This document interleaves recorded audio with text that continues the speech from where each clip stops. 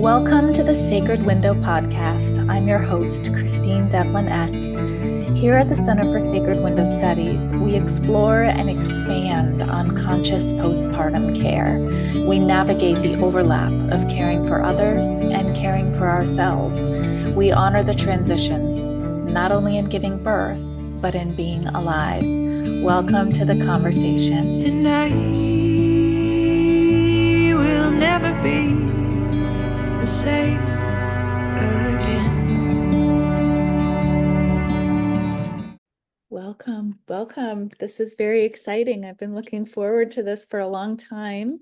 My name is Christine Eck. I direct the Center for Sacred Window Studies. This is our first roundtable event, though we've had similar style events. This was a very intentional event and conversation, and I'm so excited to be here with my friends Tatiana Berindei and Sarah Kruse. Sarah's from Embrace Ayurveda. Tatiana is an author of a brand new book called Path to Puberty. This roundtable is specifically on the sacred windows as they are identified in ancient Ayurvedic texts. Menarche, when a girl first gets her period, the postpartum window, those sacred 40 days after birth, and perimenopause and menopause in our older years. These are identified as three kaya kalpas, or body times, or sacred windows in the life of a woman's body. And so here we are going to unpack some of this, find those connections.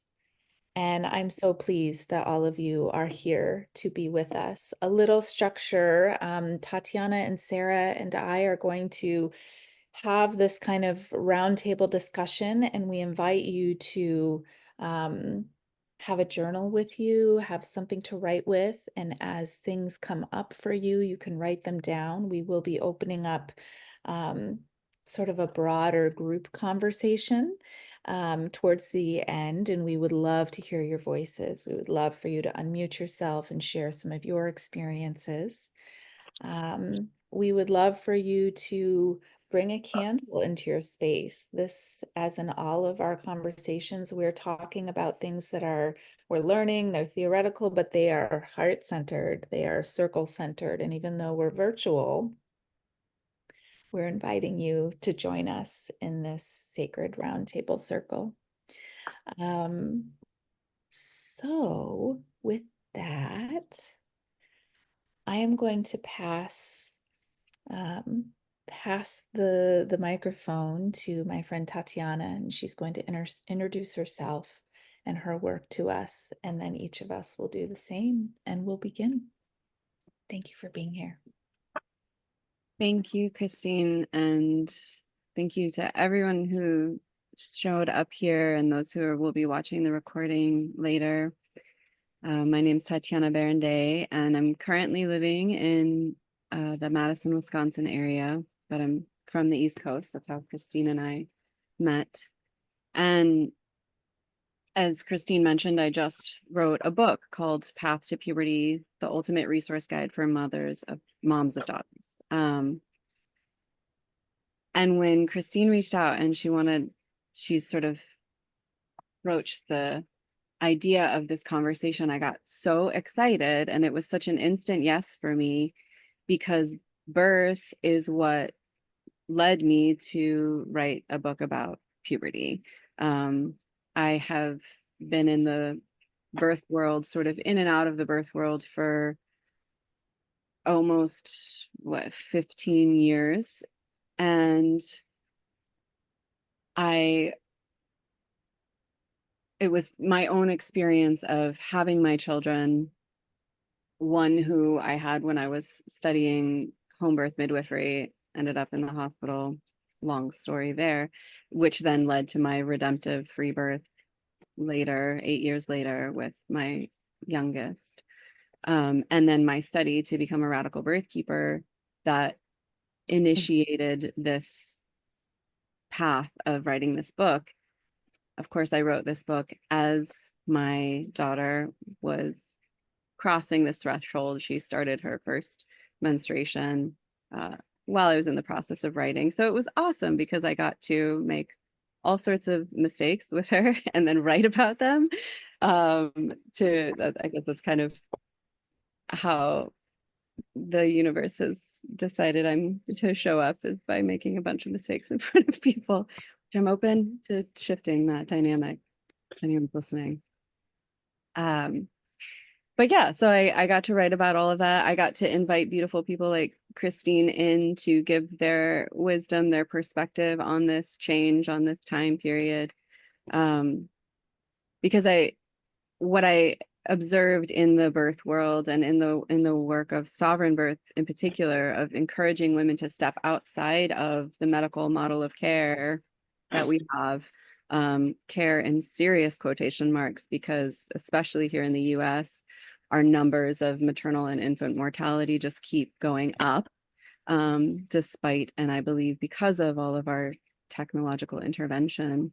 And so when I really sat with, coming out of the radical birth keeper training, how can I have the biggest impact on how we bring our children into the world? Because that imprinting, that's like when we're meant to be imprinted with all of the divine understanding and knowledge, with that flood of hormones and all of this interruptive technology that we have around birth, I see as really disconnecting us from our divine nature, because we're being born in these really distorted ways that are not natural. So when I sat and I asked myself, how can I have the biggest positive impact on how we birth? I really saw, and then seeing my own daughter come into that change, like, we need to impact how we come through into womanhood. That doorway of menarche is our first doorway, our first introduction, our first initiation into womanhood. And for so many of us, I would hazard to say the majority of women that I meet and that I know, that introduction was filled with shame, filled with uncertainty, filled with disgust, with all of these things, and just really pushed into the shadows. And that's how we become women. And so then, of course, we go on to give away our power and our agency at this next initiation of birthing, and so forth and so on. And we'll talk about all of that. But anyway, obviously I have a lot of passion for this topic. When I start, it's hard to stop. And I'm just really thrilled to be here for this conversation. Thank you so much, Christine, for inviting me into it, and Sarah.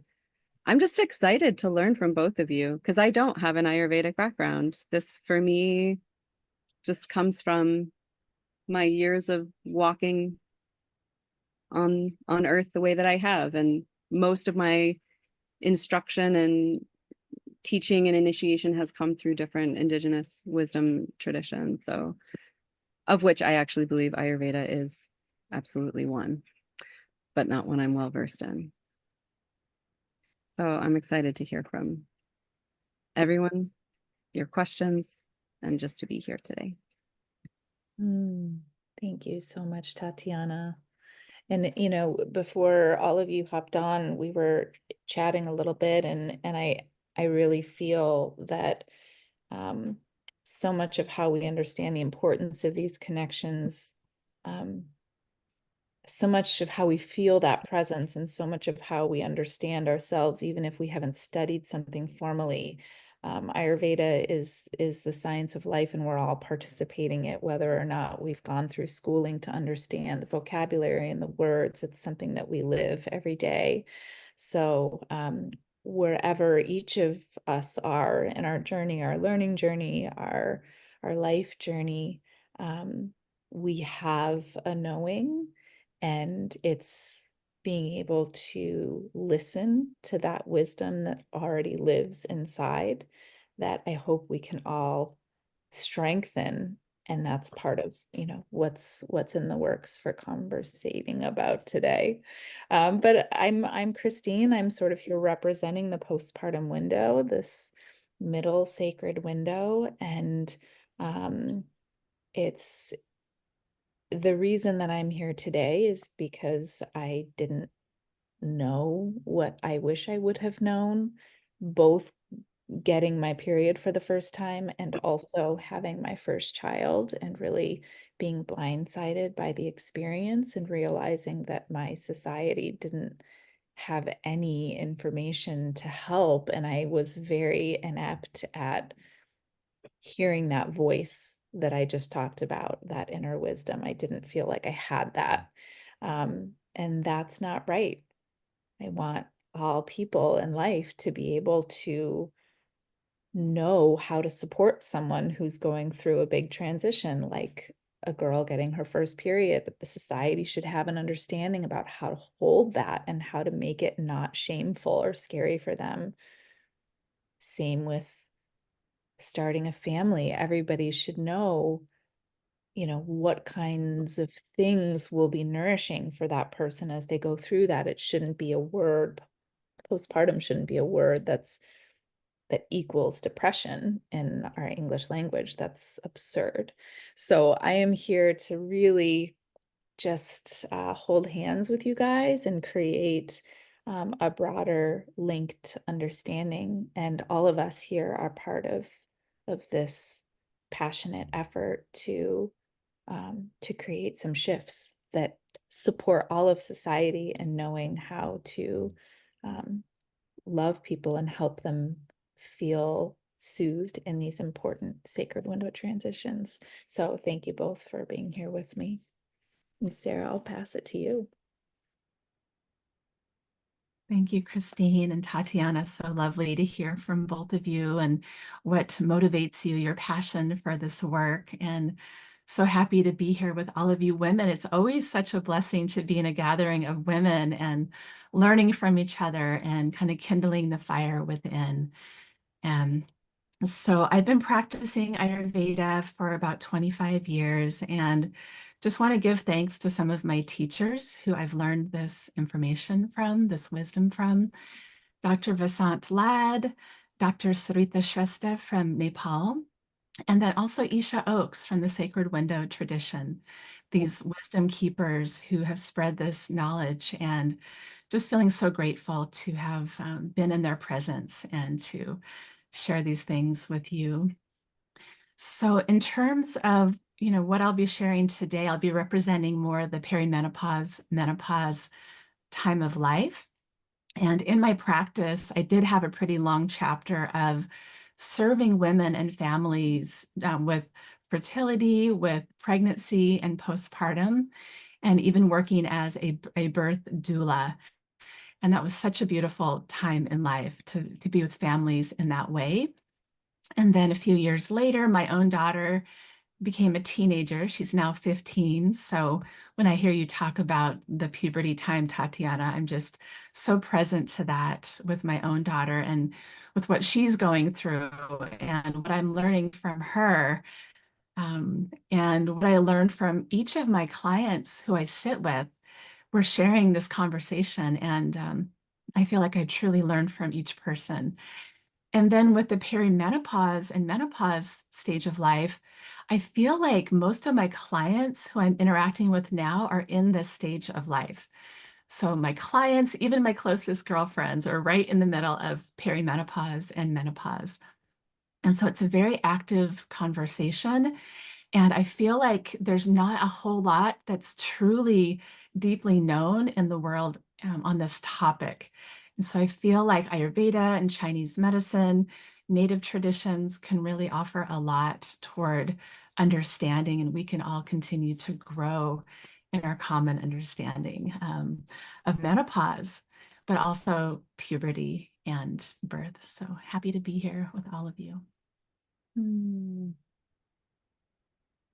Sarah, I'm going to start by reading this quote that you shared with Tatiana and I, which is a Native American saying or quote. We're unsure of the origination of it. At her first period, a girl meets her wisdom. Through her menstruating years, she practices her wisdom. And at menopause, she becomes her wisdom.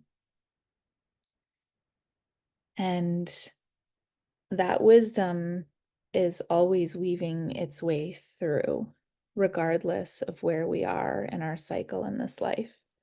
And so developing a relationship with that wisdom, having our parents and our caregivers introduce our wisdom to us before we know that we have it. Like, how can that even shift how we move through in relationship to our own wisdom? I think for me,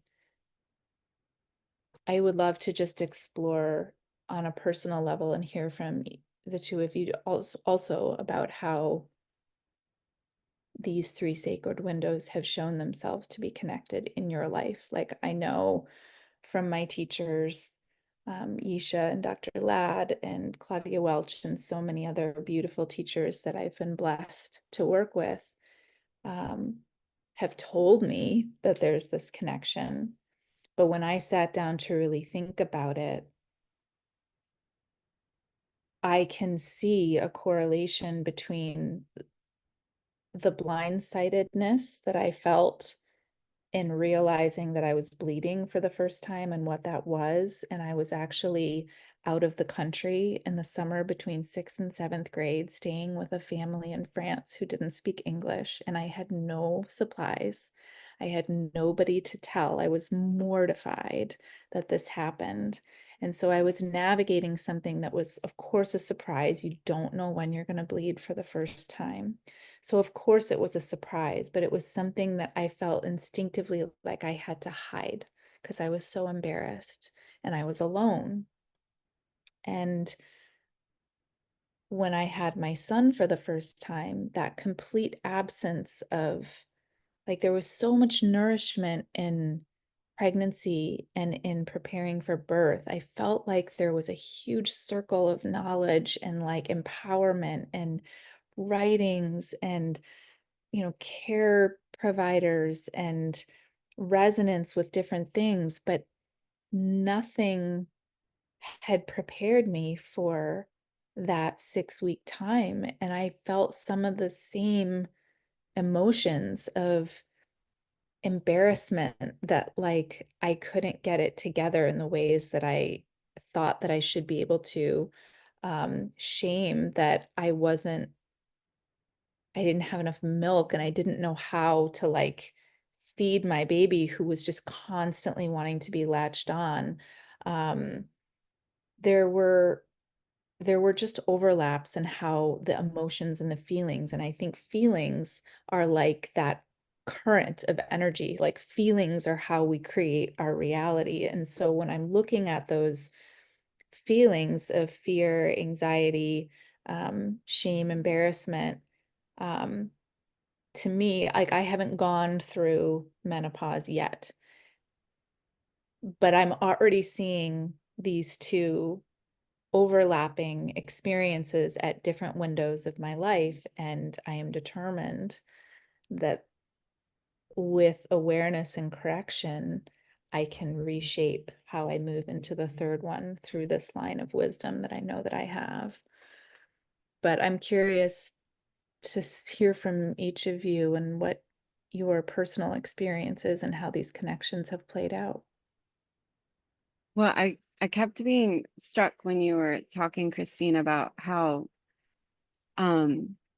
deeply personal your experience was to you, and yet how there's also this very common thread. Like, your story is a story that I hear over and over and over and over again. And I'm somebody who tends to look at like how everything fits together, and I look at the overview. And when I was listening to you, I just kept hearing how these three time periods are inconvenient, right? You spoke to, I don't know when it's going to happen.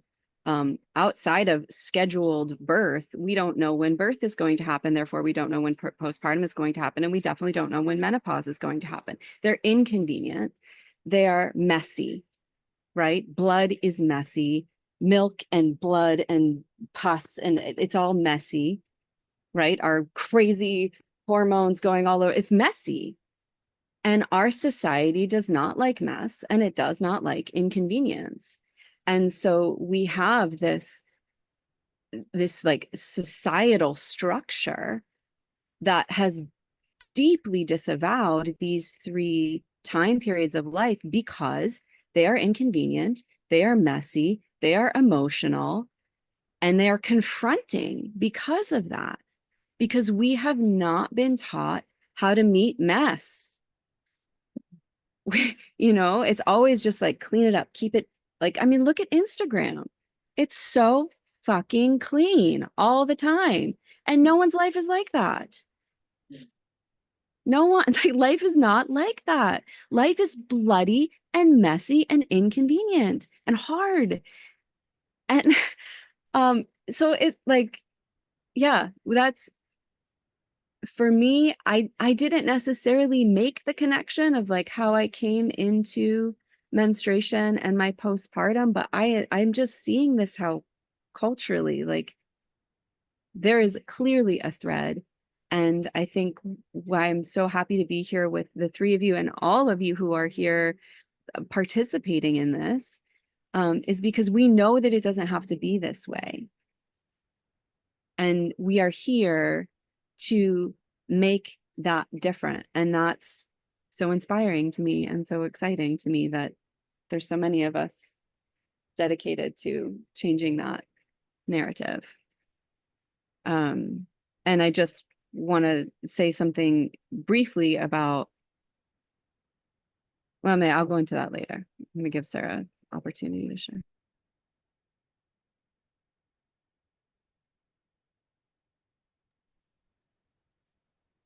So I can speak from the Ayurvedic tradition in terms of the connection between these different phases. So Ayurveda teaches us that the quality of our menstruation, our hormones as a teenager, the quality of, our cycles really informs our fertility and our pregnancy and our postpartum, and the importance of balancing your hormones at that early stage of life, starting with puberty and then approaching the childbearing years to have the most optimal fertility, pregnancy, and postpartum experience, how that is directly connected.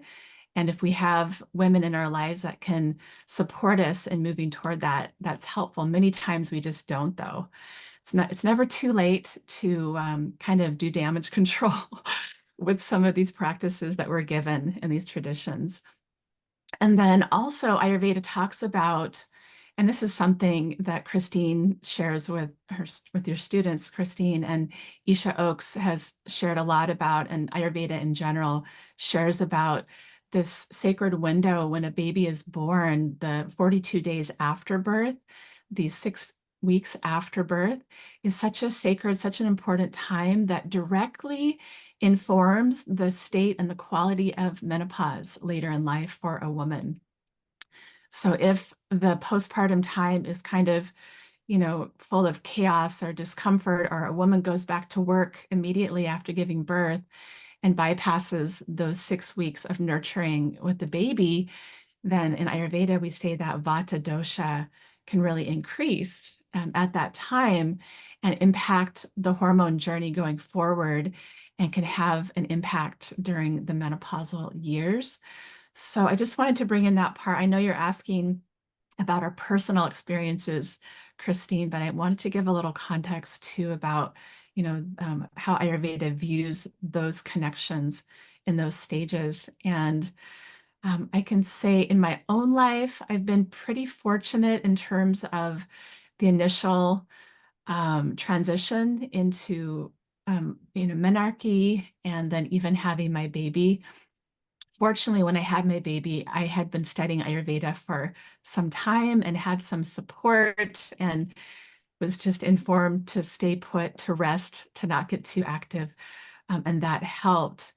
And now just looking forward to the perimenopause and menopause years, and, just anticipating that, with joy rather than with overwhelm. This is what we're trying to do, is like ease the overwhelm and some of the misconceptions about that stage. So I think we'll probably talk more about that as we go forward. Yeah, and I feel like I don't, listening to, the Ayurvedic teachings, it's it's so clear, but it's also sometimes for people, and I think even for myself, um, going through studying Ayurveda and still studying Ayurveda as a lifetime student, it's finding that way that, the ancient wisdom of, life medicine, whatever continent it comes from, every continent has its own, you know, thousands and thousands of years of medical understanding. It's how to weave that into today, into this moment, into this life, into raising our children, and to all of the ways that we find ourselves crazy and busy and taking in stimuli and advice and content and all of the things. It's how do we take that ancient innate understanding, that voice of wisdom, that higher self, and actually be able to hear it clearly and apply it in a world that doesn't feel like, I mean, you said it so great, Tatiana, that it's like the world doesn't like messy, the world doesn't like inconvenient, the world doesn't like things that are a bit unhinged. And I think in some ways, as we go through, these sacred windows, and I will say, like, to fill in a piece of context, the word kaya kalpa, which is what we term the sacred window, is this specific window of time where, when the proper care is given for the individual. So this isn't like, this is the one way to care for yourself at this time. It's looking at you, each of like ourselves. What is it that we need at this time? And when that is met with the right conditions, our bodies and our minds and our spirits just like drink it in, like, so easily, so quickly. It's like nourishing everything like that because it's been exactly attended to the way that we need it. So when that happens, it's almost like I've heard it described as a reversal of the aging process. We just get this like supercharged wellness boost, and we don't have the societal understanding of how to do that, that's even supposed to happen. And so it's navigating this this opportunity that's out there with all of the boundaries that almost don't want to let that happen from the way that our society is structured.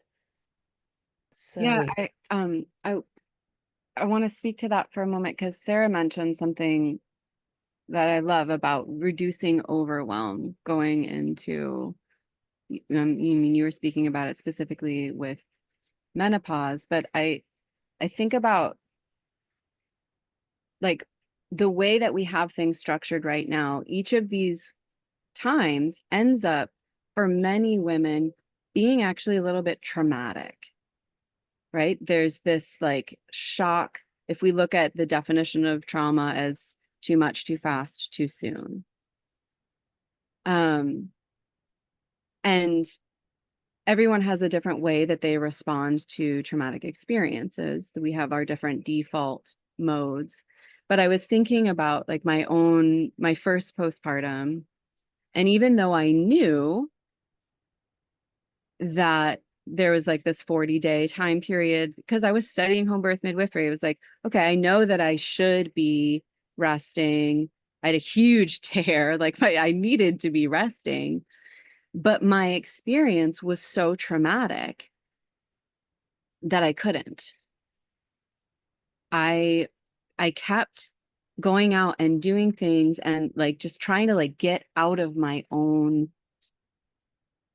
I didn't want to touch. I couldn't touch the depths of that trauma from my birth.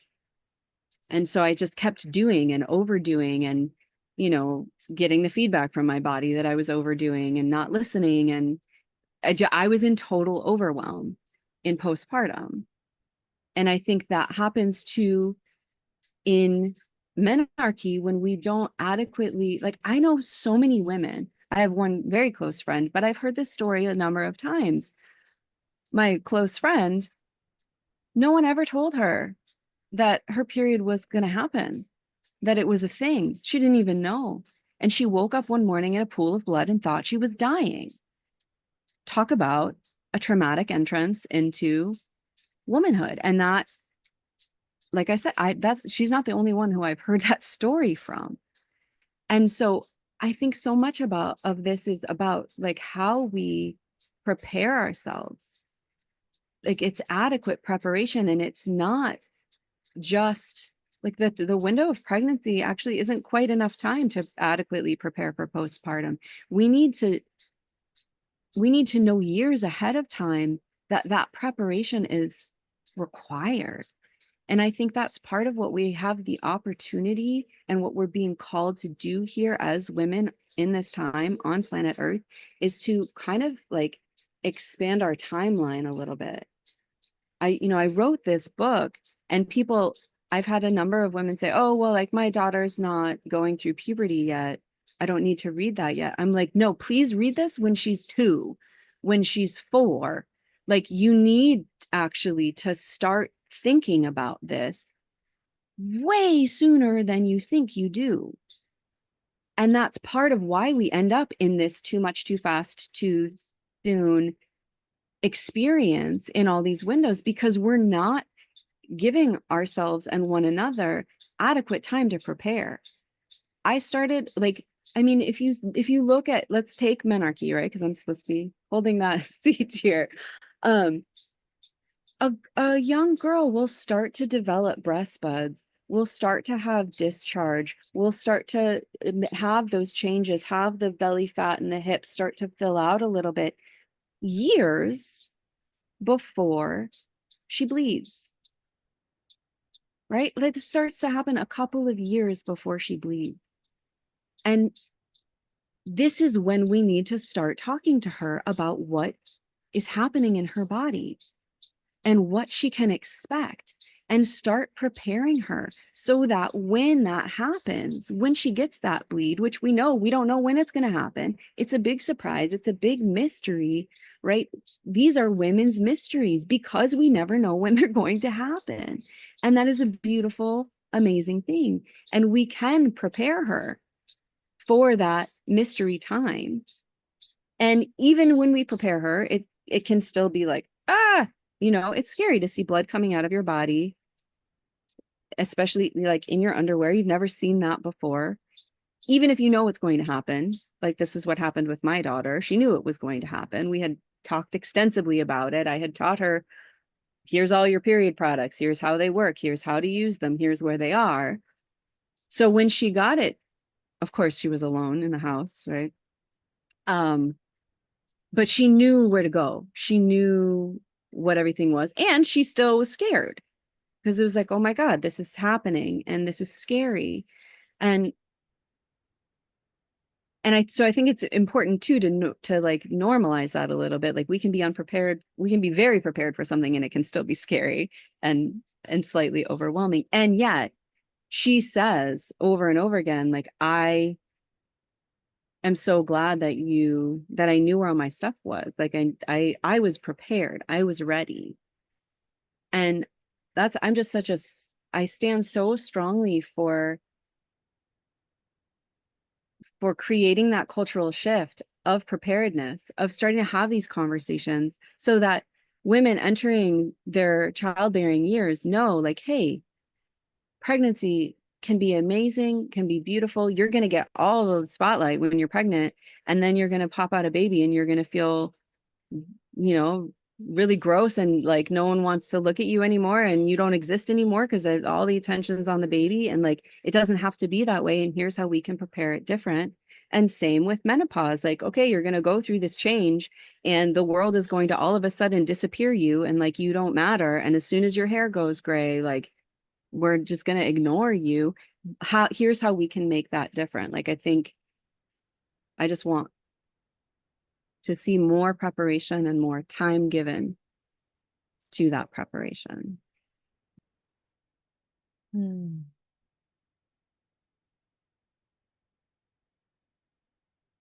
Sarah, I'm curious about your experience, if you're open to sharing about your experience with your daughter and her process going through.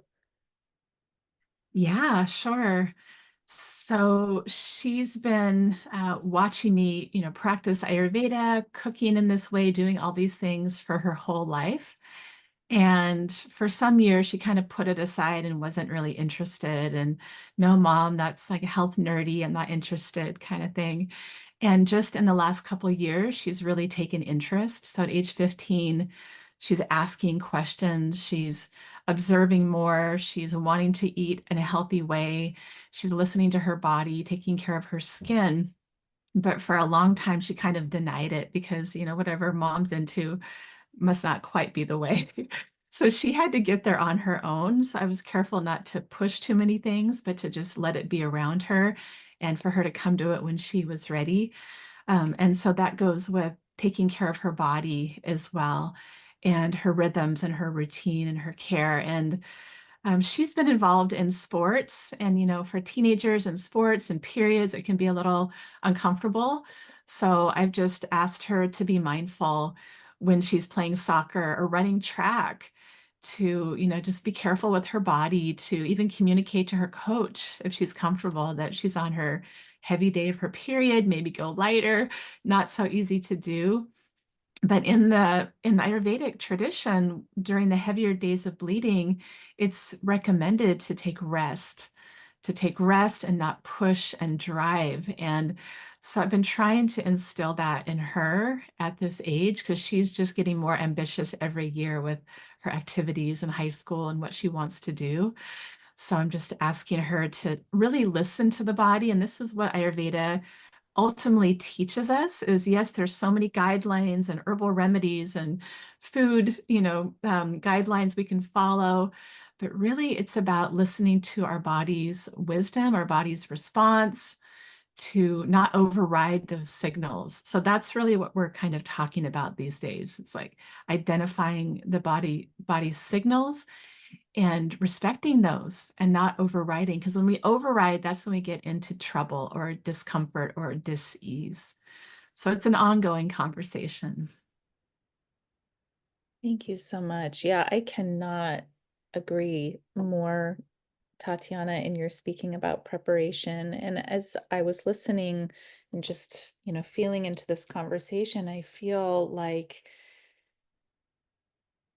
it doesn't have to be this daunting, like, I now have to change the world.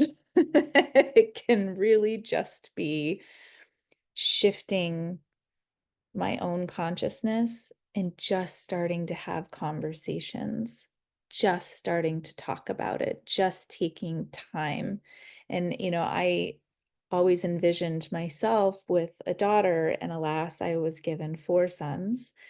And I feel really called to sit down with them. And as a mom, as a woman wanting to raise conscious men in this world, giving them the opportunity to learn from me about what their friends in female bodies are going through and how that's different from what they might be experiencing, but also just trying to hear from them about what has felt. I've got 2 high schoolers starting this year, and how are you starting to feel? And even, at all the stages, I love, Tatiana, how you said, at 2 years old, 4 years old, this is the time to read the book. This is the time to start just weaving in these conversations about, I'm curious, like, what's going on with your body? And when they're little, when there are children, even my high schoolers, they're still at a stage where they will tell me about what's going on with their body and what are they feeling.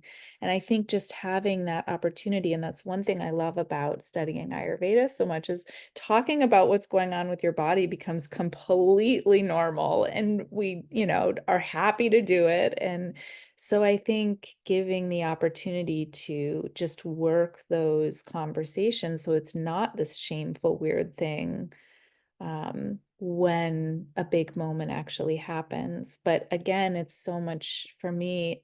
In addition, I heard you say this earlier, Tatiana, like you look at this big, wider picture, and I tend to do the same thing. And for me, it's like that wider picture shifts when each of us take the time. This is what it starts with here, is just having the conversations, simple conversations to prepare in advance of the big moments that happen. Yeah. We're not talking to a daughter. Yeah, absolutely. Like we need men. I'm glad you're raising sons, Christine, because we need our men. And that's, I hesitated in putting out the book to just like focus solely on the female body. And yet I have, been studying women's mysteries and the womb wisdom for like 20 plus years. So it was like clear this is what I needed to write about and bring forward. Um, and I think it's true. Like it starts in our homes, it starts in our lives, it starts being willing to have those conversations. And we need community. Like we actually like who was it? Carissa mentioned in the chat, like it was common in the TM community um, for women to take rest for 6 weeks postpartum because it was enculturated in their community. And I think that that is something that we are being called to do as women. We are inherently gatherers of people, right? Like we bring people together. We thrive in community. We're communal creatures. I mean, humans are communal creatures, but women especially, it's been shown our health declines if we don't commune with other women regularly. And so one of my biggest prayers with this book and how I wish it to be used and what I want to see is for it to be used as a tool to create culture. Because, Sarah, you mentioned it's very normal and natural in the teenage years for our children to be like, whatever, mom, like your stuff is weird. I have had my daughter say to me directly, sometimes I wish we weren't so weird. Um, because and I'm like, what, like you wish we didn't go to ceremony? And she's like, well, no, I love ceremony. I'm like, well, that's what makes us weird and different is that like we live in this, more naturally aligned way that our society is just not structured. So what I started to see really early on with her, and actually the ceremony we did for her highlighted this for me front and center because I had been waiting to celebrate and honor this transition for her. And so I pulled out all the stops and it was too much for her. She hated it. And I realized that the reason why she hated it and why we've seen this happen actually in our ceremonial community with other young girls is because especially in teenagehood, they're so wired for their peers and to follow what their peers do and say and think. And I didn't have any of her peers there because we had just moved to this new place, like whatever, there's all the reasons. I did my best and I think we did a good job overall. And there was, 2 Indigenous elders were there. Like it was awesome. And I think that years later, she'll look down the road and say like, wow, that was amazing. And in the moment, it was too much for her because she had to come out of that experience and go back to school with her classmates who do not live this way at all.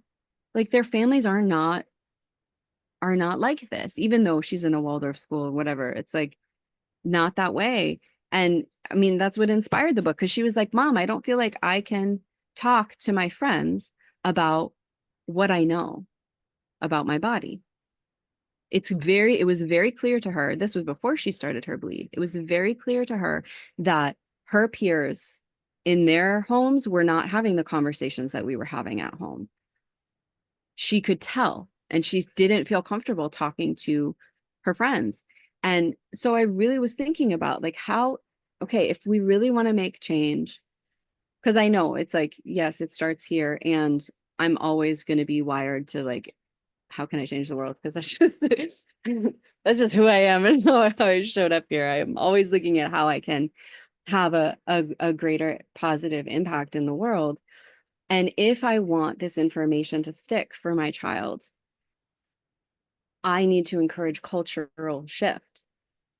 And so I have this tool of this book that women can use to come together as mothers and have their children get to know each other, get to grow up together, and be parenting in this different way, so that just like um in that community in Fairfield, Iowa, in the TM community, it becomes a normal thing to go through a rite of passage at that transition, to be held in a sacred way, and like that everyone knows that.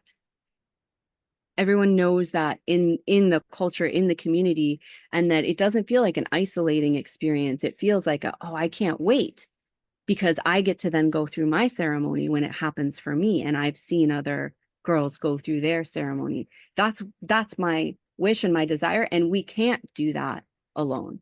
We can't do that isolated in our homes. We have to do that together. It takes us coming together in community. It takes us getting our children together so that they can come together and be like, our moms are nuts, and yet still have each other to lean into, to know like, okay, like this is clearly different. And yet it feels different when I go out. And they're gonna go out. Like that's normal. That's part of the journey. But I think that we can't overlook creating community, and we can't overlook that in the postpartum period either. Like if for a postpartum woman to rest, there has to be a shit ton of community around to do all the things that she normally would do, especially if she has other kids, right? I could go on and on forever about the importance of community, but I'll shut up now. And I think it's easy for a lot of people, and I was actually just thinking about this morning for a totally unrelated issue, but how since the pandemic that we've all lived through, there's like a hesitancy to be together in groups. And so there's this natural instinct to want to say no or just be in our homes. And there's an intentional decision sometimes that has to be made when we say no. I know that the natural state of wellness includes being held by others. And so how can I step beyond that natural instinct to hide and go out and be part of something? And I think, the difference between and maybe it's not even that much of a difference. Maybe if I really look at it, I'll see overlaps, but that, teenage Sarah, you spoke to it too, of that, like they want to relate to their friends, not so much their parents. And as we're parenting them, it's kind of, they do have to we're in charge. Like we are still in charge of creating what we know they need in terms of being supported and healthy and all of that. But as we go into postpartum, as we go into menopause, we're in charge of ourselves. Like we get to create it for ourselves. And of course, we want our family and our friends to be there with us. But there's a difference of fearing not being accepted in those teenage years versus deciding and taking ownership over how we want our experience to be with the maturity of going through the postpartum window, going through perimenopause. Yeah. Sarah, what's coming up for you? Yeah, just so many good points you brought up there, Christine. Yeah, just that that support, that community part is so essential, that we can be heard, that we have an outlet to be listened to around puberty, around birthing years, around menopause. A lot of my clients are kind of experiencing perimenopause and menopause alone. They feel very isolated. And so this word community, it's so important that we foster ways of cultivating community, whether girlfriends, groups, full moon, new moon gatherings, online circles like this, talking to your neighbor, but that connection and that community. That's what I'm really kind of sitting with now, is how to foster more of that, post pandemic time, when even, quite a few of my clients are still nervous about going out in public. But that's what we need more than anything, is connection, hugs, to be listened to laugh, to cry. So that's what I'm present to right now. Mm.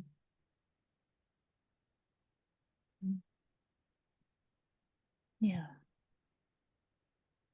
I'm loving how what's come up in terms of, because I always think about, okay, well, what do we do? What is it that now needs to be done in order to prepare for, whichever of these sacred windows we're most looking forward to, or we're supporting someone else and looking forward to, like, what is the ticket? What is the thing? And it's always actually so empowering and refreshing to come back to like those universal mother principles, and like how it's actually quite simple. Like, we need to be talking, we need to be taking intentional space to think about it, to be intentional about, preparing for what we know is down the road at whatever point. Like, I am excited to have conversations with my boys involving all of this. And doing so with other people, creating communities and circles of care.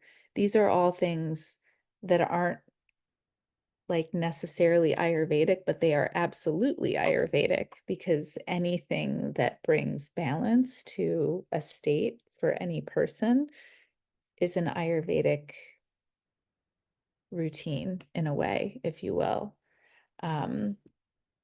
I'm curious to open it up to our attendees and invite each of you to unmute yourselves if you feel comfortable doing so. Anybody who has a question or anybody who has an experience that they wanted to share. And I want to thank all of you so much for what you've been providing in the chat. And I'm going to be kind of looking at this right now too. But please feel free to raise your hand or to go ahead and unmute yourself. Good morning, lovelies. This is Ayana. I'm not on camera because I look absolutely crazy right now. Was helping out one of my children, and it took a little longer than expected, so I'm just not fresh faced right now. No, Tatiana, you cannot see me. But I wanted to, this is such a really wonderful and important conversation. And I wanted to, I came from the, I was prepared as a child, like for my first bleed happened when I was 11. And the thing was, I was attending school in New York at the time. So we had gone through, what is it called? In New York at that time, they allowed you to go through biology classes or whatever. So like we went through like sex ed classes. And so I knew, like, they talked about what would happen. Like they even let us see like really very interesting things. Like our parents had to sign a consent form. So like we got to actually see like what a fetus looks like, and like the scientific, like in the jars type of thing and everything, kind of like over the top. In New York's over the top type of a state. But so in my mind, I was prepared. I knew what everything was. And of course, like you said, we didn't know what was going to happen. So it happened when I happened to have been hospitalized for asthma. I was in the hospital for probably like a week or 2 weeks. Went to the restroom. I was 11 now. I went to the restroom and I saw like the dots, and I was like, oh no, this is what we just studied in school. So I knew what it was. But my mom wasn't there. She had gone like to get me some like regular food or whatever. So I had to call like the nurse. And the nurse kind of like, this is kind of a big surly woman, and she just kind of chuckled. She was like, oh, okay, no problem. And she comes back and she was like, all we have is the maternity pads. I'm 11. I've never used a regular pad. Maternity pads unfold.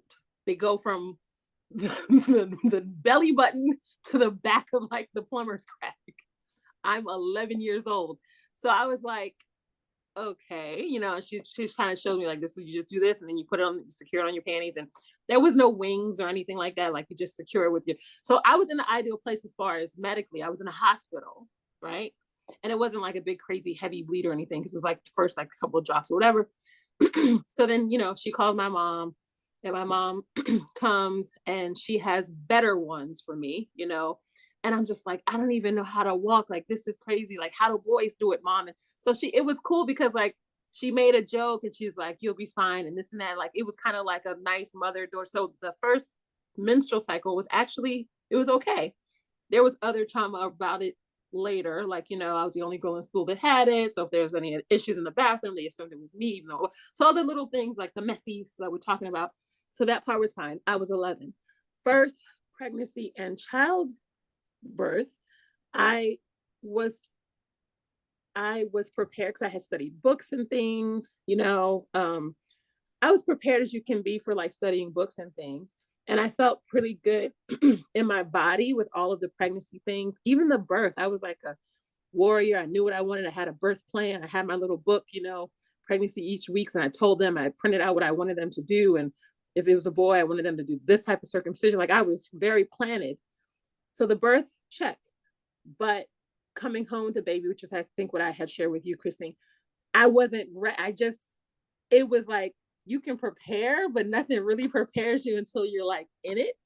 And I had some support with the first pregnancy, with the first baby, but it's still not the same. So it's kind of like, and then even for the things like for my own self, like I didn't know the anatomy. I didn't think about like the placenta site being like, a huge wound on the inside that I couldn't see. So just all of the things. And then because I've lived long enough to experience some part of menopause, I was not, and I read all about that too. And I've supported other, like my mom through it or whatever. But I wasn't prepared because I wasn't prepared for it to happen when it did. And it was kind of like a blink. I still actually don't know what's going on, but I feel a lot better that I know all of you guys about it now. But it's just like, I came from being somewhat prepared for the things like, okay, this is what to expect when it happens. It's go time when it happens. But it still was like, still really no community. I have books, I have Google, I have older people I could have, like other mothers, but it's just the lack of enforced preparedness, like kind of what you were saying is probably what's necessary. Like from when the little child is cooing to like just having the conversation about it, like constantly, so that it's the norm, so that it's not like, oh, this is what, and I feel like that happens in like Eastern culture where they're prepared, like, the art of Kama Sutra, you're prepared, even though they're like, oh, they're little girls, you shouldn't be talking about that. But it's like, you shouldn't go vulgar, but they should have an awareness that leads up to the grand thing. And I think that you're absolutely right. There should be a thing where it's like, these are the three main stages that affect a woman in her timeline. These things should be talked about, celebrated, and planned for, so that it is normal. And then of course, if it's normal for us as women, it would be normal for men because they are working with us. So I just wanted to push that in. I can relate to mostly what everyone is saying. And even with being prepared, I wasn't still. So that's that. Thank you for sharing, Ayana. And something that I was struck by when you were sharing about how you were prepared was that it seemed like really you were prepared cerebrally. And that is so different than like hearing stories. Our stories are such powerful medicine. And just having the spaces to gather as women and share our stories about what we're going through, about what we've been through. I know I've heard this from a lot of women who've had children. It's like they don't want to tell pregnant women or young women how hard the postpartum period can be, or sort of some of the details of it. And I think there is a truth to you don't know what you don't know. And until you've walked through it, you won't know. And we can still share our stories and like grow from one another's stories. You can hear a woman's story of how she did it, how she wishes she had done it differently. And you can take that and apply that to your life. Like that's how we are designed as humans, to learn best from story, not to learn from books and information. Like if you just tell someone something versus putting it into a story, I mean, they've done all these studies, right? We're going to retain knowledge and information so much better if it's shared in story form. And I really think, like Christine, you've said this a number of times, like it's just about having the conversations and starting to talk more with one another. And how do we do that if what we're wanting to talk about is this like shameful, shadowy thing? We just have to start talking about it, and then it becomes less shadowy. We take it because we're taking it into light, we're exposing it, we're discussing it. And maybe we don't have an answer. Maybe we haven't come through it and said like, oh, this is how the pretty version. Maybe it's just like, this fucking sucks right now. And this is hard. Period. And just having a space to be able to say that. And then maybe another woman says, oh yeah, I remember that. Here's what I did that helped me. Maybe this will help. Like that, this is how we do. This is our way as women. This has been our way since the beginning of time. We just have to remember that that's our way. Something I think about a lot. You know that quote, you have 2 ears and one mouth, use them proportionately. I don't know if anyone's ever heard that quote. I've definitely heard that quote. But here's the thing. As women, we actually have 2 mouths, right? We have lips and we have lips. And it's one thing to just run your mouth. It's another thing to speak from the wisdom that you've gained over time. That's our call as women. We are designed, literally designed, to speak just as much as we listen, because that's part of our medicine that we carry. And part of the brilliance of the, suppression of women is like, shut up, don't talk, be quiet, don't be seen, be small. No, we are supposed to speak. We are supposed to speak more than the men do, because we're designed for that. So share your stories with other women in the fucking grocery store. Like, I don't care where, we just need to start talking to each other more.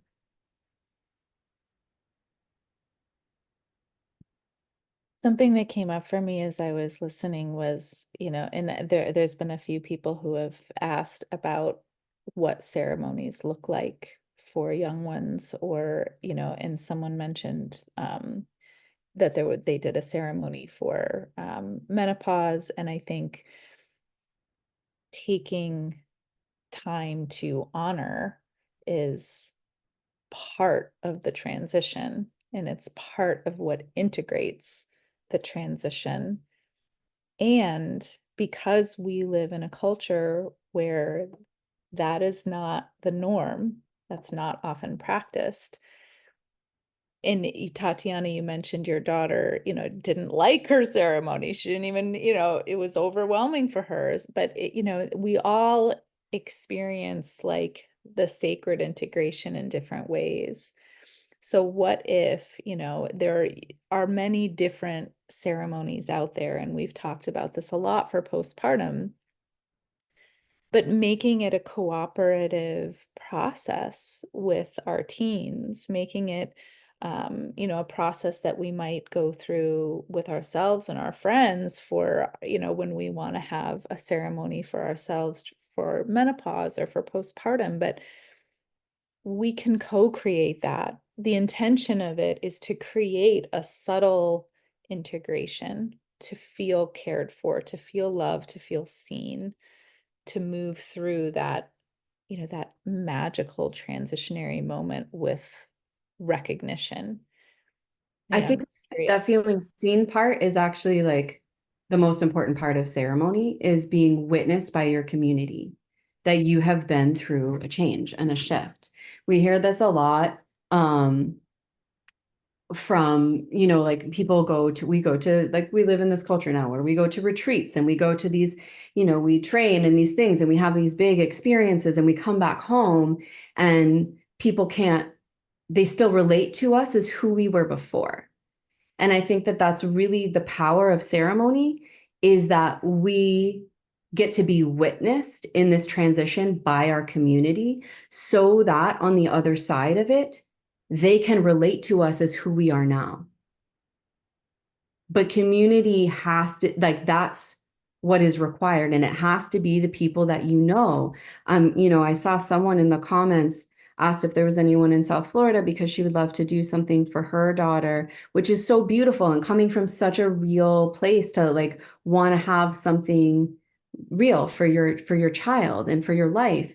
And if you just bring a bunch of random women that your daughter doesn't know to a ceremony for her in this time that's like really private and like big for her, that is not going to go over well, because that's not her community.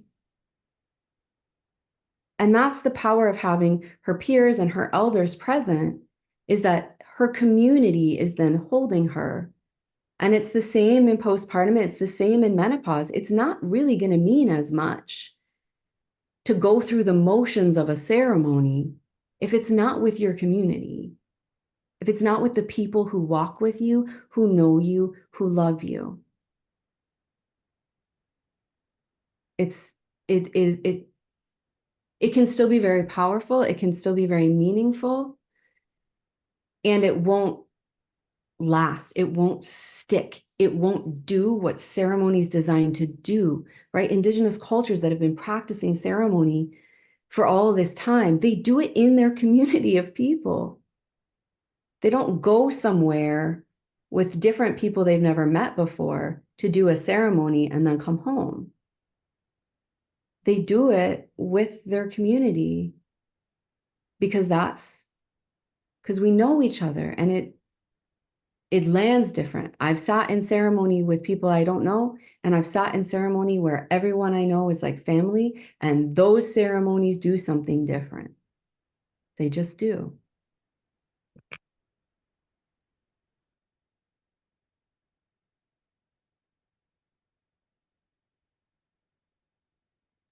And if you're living in the same area and you want to get together and start getting to know each other and create community, I'm 1,000% in support of that. That too.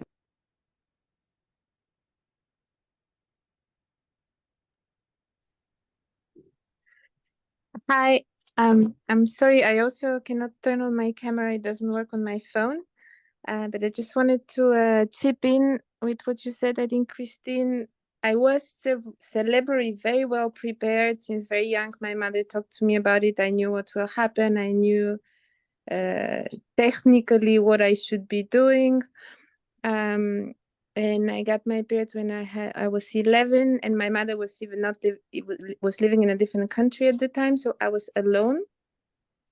But I also had this story then when my mother had gotten her period, she got a psychotic period and she was hospitalized. And then it kept going. This is another story. But so when I got my period, even though I knew exactly what to do, I completely freaked out. Okay, maybe now I'm going psychotic too. So I hid it completely from my grandparents, from friends, and I was just really observing myself what is happening to me? Well, this is the end of my life. And I completely like the community ritual clearly. And I was really alone and really scared. Anyways, I mean, I don't know what this adds to the conversation, but just that for sure, just being prepared technically, it's really not enough. And we just need to give so much more to our daughters. Mm. Thank you so much for sharing that. Yeah, it's interesting how even when we are supported, even when, like, I feel like it's okay for things to be scary. It's okay for these transitions to be scary. And with those surprise moments, there's going to be instincts to hide or run away from it, or and there's a very different experience when we're loved through that and we feel safe through that, even when we're still experiencing the scariness. And that's something that I think about a lot in terms of the postpartum window. It's okay for it to be hard. It's no one's gonna just breeze through. It's big. It's big and it hurts and it's all the things, and that's okay. And what a different experience. And even like Ekaterina, you speaking about it and telling that story, I feel like whenever I go back and tell the story of going through that hard time, it kind of mends it like a tiny bit. There's like something that is healed by talking about it, even if it's in the past, which is beautiful. And it also, Katerina, your story highlights the importance of how we share our stories, especially with those who are younger than us or who have yet to go through the transition.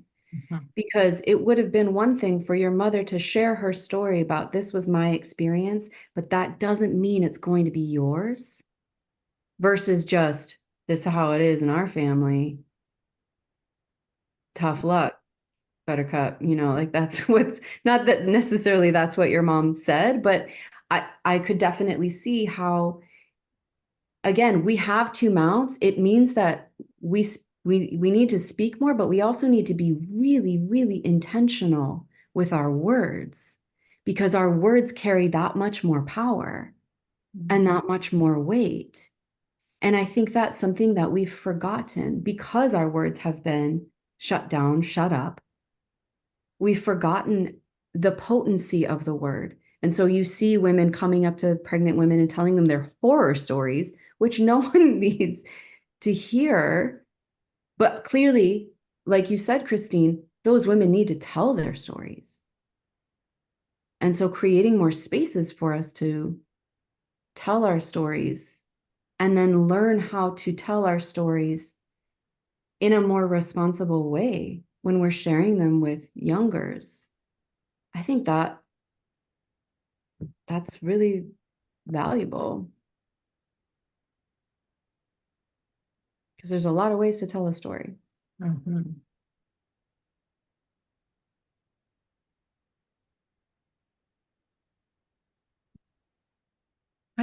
I'd like to just speak. I'm so excited to be here with all you beautiful women, but this idea of ceremony and community is so, so important.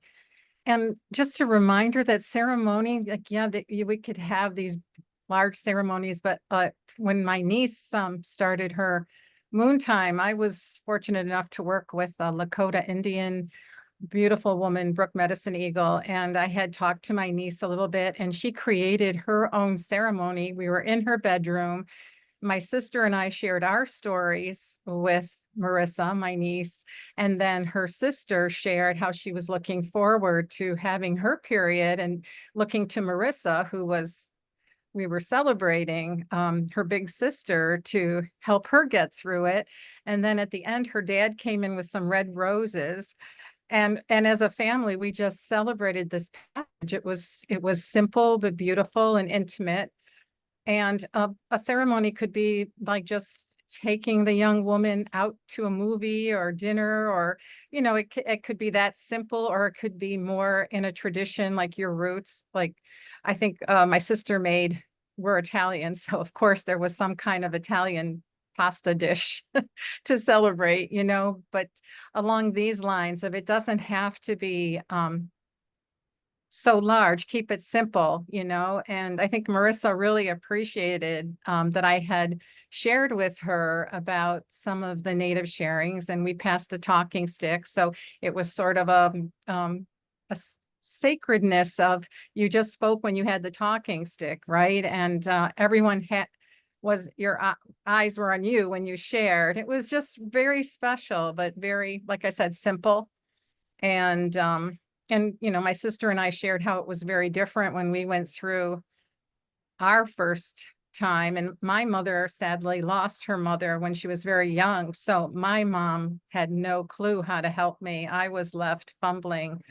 Same thing, started bleeding at school, not knowing what to do, didn't have anything on me, embarrassment. And it came through my dress. I remember coming through my dress and being horrified, and you know, that kind of thing. But we laughed, we cried, you know, it was just a beautiful space, sacred space to tell our stories, you know.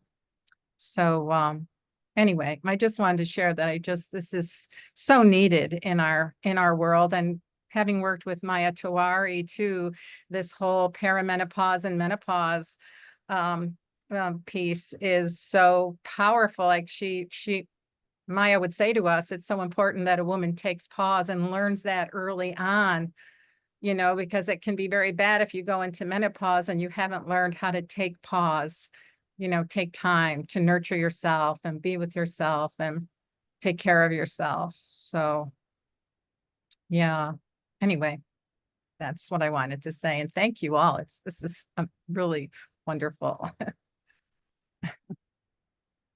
Thank you, Joa. I love that. I think that that's feels so aligned to me, that we can give autonomy to, you know, our children and what ceremony feels like for them, and also for all of us, you know, going through a ceremony that feels very unfamiliar,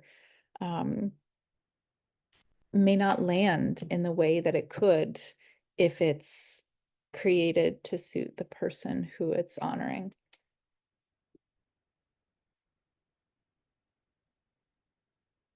Yeah, I think it's so beautiful, Joa. Thank you for sharing that. And I'm actually curious because I feel like we haven't talked about menopause that much. And I don't know how you two feel, but I would love to make a space right now for women who've gone through that change to share their stories, and like what did you not have that you wish you had, or what were you so grateful that you got to have? I know Kruse has shared in the chat that there was a little ceremony and that helped a bit, but that on the whole, menopause was hell for her. Yeah, I would just love to hear some of your stories, because I haven't gone through that change yet, so I can't, and I don't think any of us have on this on the table. So yeah, I would love to hear that. Well, I can tell you that I did a ceremony with a native elder where I think there were 6 or 7 women. And what I loved about it is that we had to commit to what we wanted to bring to the world, like as an elder. You know, we shared some intentions and things that we wanted to accomplish or share with the world at this time in our lives. And it was very powerful for me, because I've always had work where I'm serving someone else, and it's important to do this. And I was blessed to be in the retreat, and I'm so grateful this last Sacred Windows retreat. And I just yesterday talked to another woman who went through another doula training, and we're trying to come up with how can we support women, especially in the hill towns and women who can't really afford maybe a doula for the 42 days. And we're going to get together next week and talk about how we can make something happen. And that just really excites me that I think anytime we can empower a woman, it can be life-changing for the world. So so that ceremony was really important. It held me accountable that, you know, you just can't sit back and, you know, eat chocolate on the couch, but get out there and do something in the world with all this wisdom, right? And I think it was really helpful to hear what other women were going to do and how they felt. But I also had a sadness that I wasn't able to bleed anymore. I kind of missed that. So the sadness about that, and also a lot of emotions that got stirred up, and I worked through those. But for me, it's this has been a joyous time in my life, and to give back even more and to be of service to other women. And so I'm really grateful and excited about this time, really, more than anything. And yeah, and I think menopause can so much help. And I was blessed. My Tawari has a beautiful book, Women's Power to Heal, and just empowering other women to make their own medicines and take time, find time to take care of themselves, because I think it's I know I feel like in my family anyway, I was always helping, and I came last because there was so much that had to be done in our family. We had a special brother, and it took me a long time to learn that I have to take care of myself if I'm gonna help others in the world. And that was a long, hard lesson for me to learn. But I really liked that ceremony. It made like I said, a huge difference in my transition and just embracing these years as an elder and how I can be of service. And yeah.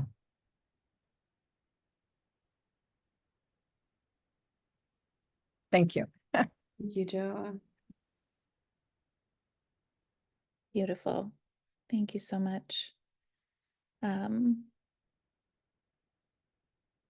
Yes, Heather, I will paste the. I got you, Christine. I did it. Oh, you did. Thank you so much. Thank you. Well, I feel like we are coming to a close with our time, though this is certainly a set of conversations that are going to continue. I feel certain about that as we move forward into our own communities.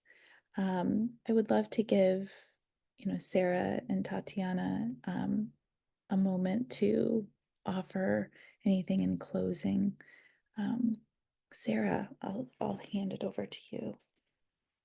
Yeah, what's coming up for me is that this is such a rich ongoing conversation, and just want to encourage all of us to keep expanding this conversation with women of all ages in our lives whenever we get the chance. And one thing that Ayurveda teaches us is to be gentle with ourselves, especially during these transitions. And all these transitions we've been talking about are not health conditions, they're transitions.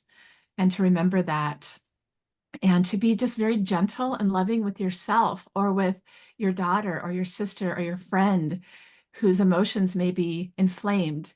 Just, having that compassion that they're going through these changes, and having that compassion for yourself, being very gentle with yourself, very loving, taking that pause, slowing down, listening to your inner wisdom. Because when you do, that's when the magic happens. That was just what I needed. Thank you so much, Sarah. Tatiana, do you have any closing?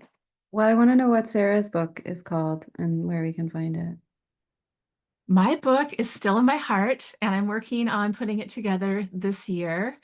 And it's going to be themed around all the ways we nourish and rejuvenate from the Ayurvedic tradition through all stages of life. So thank you for asking. Yeah, I want to pre-order.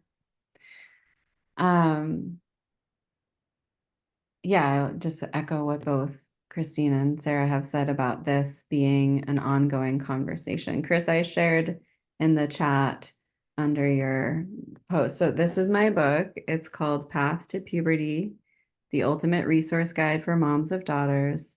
And it's better for me and better for my elders if you buy it from my website, pathtopuberty.com, rather than Amazon. I don't like giving them money if I don't have to.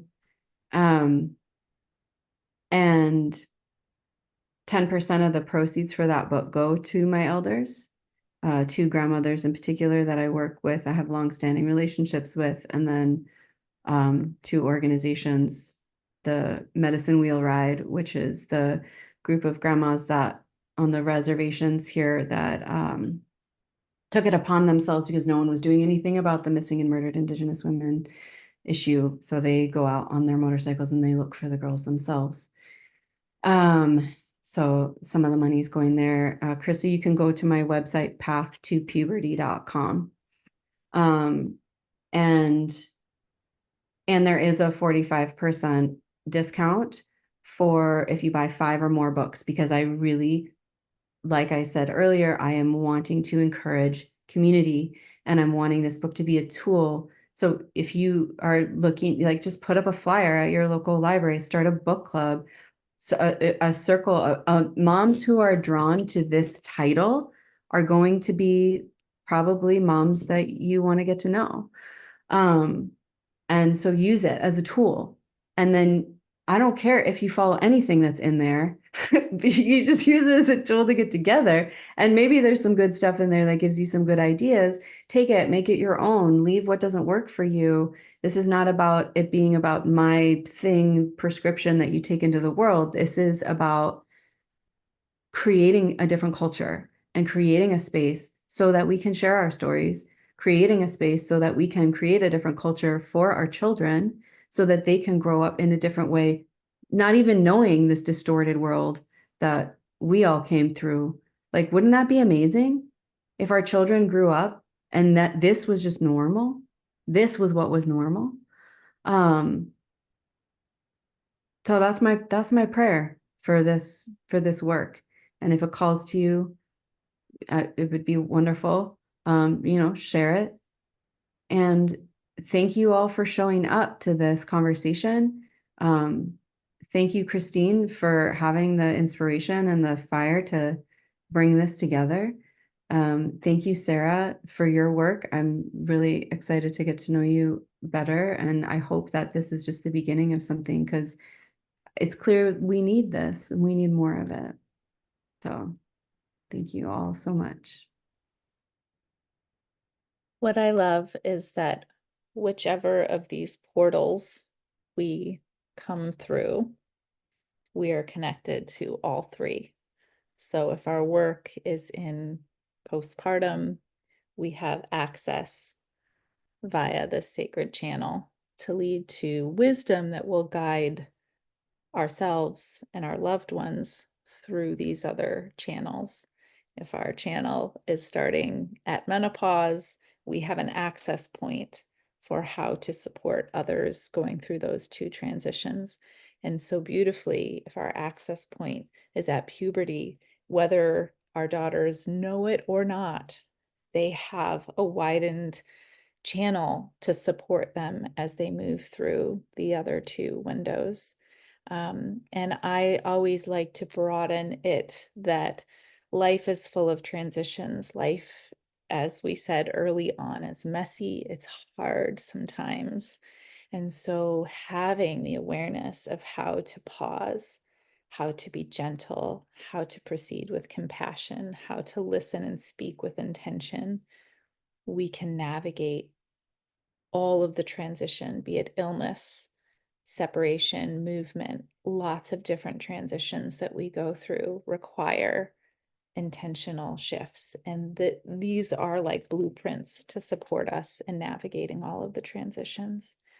So I thank you all so very much. You will receive a follow-up email from us, and we'll make sure that you have information about Tatiana and Sarah, and of course, the Center for Sacred Window Studies. But we're just so grateful to all of you for bringing your heart and sharing that as we part today.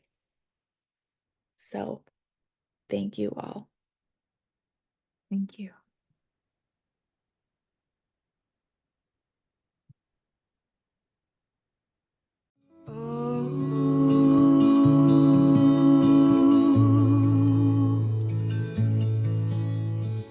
Shanti, Shanti.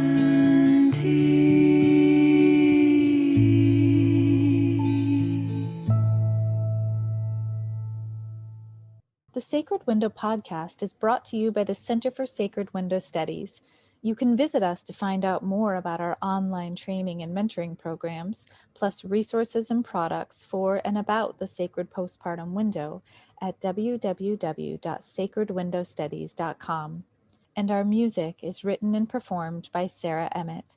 You can hear more of Sarah's music by visiting www.sarahemmett.bandcamp.com.